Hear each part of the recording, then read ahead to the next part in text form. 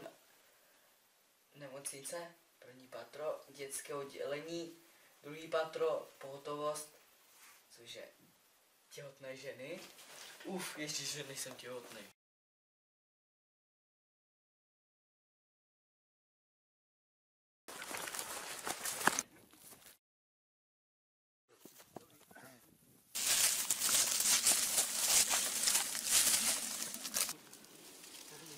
Já se bojím.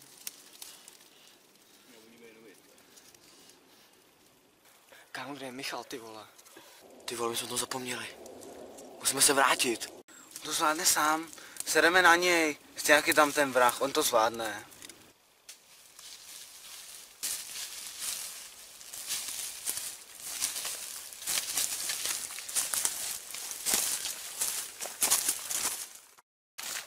Dárek! Čau.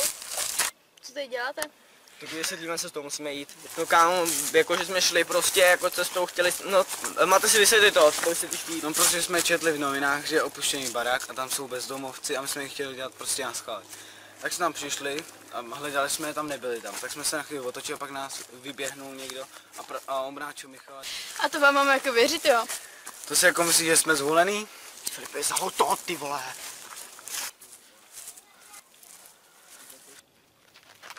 Pojď tak, kluci, daj tak! Rychle, vás to zabije!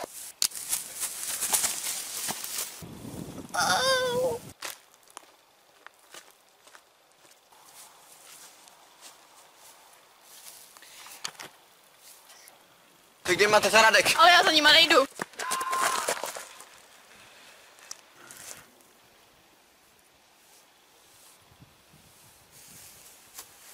Kam půjdem, ty vole? Hej, jdem tudy. Rychle!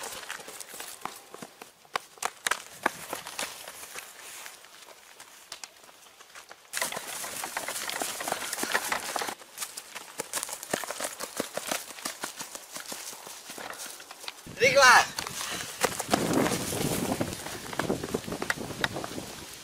Jo, hej, my jsme utekli. Obejmeš mě? To mi dej aspoň kytku, ne? Hej, ale nechci.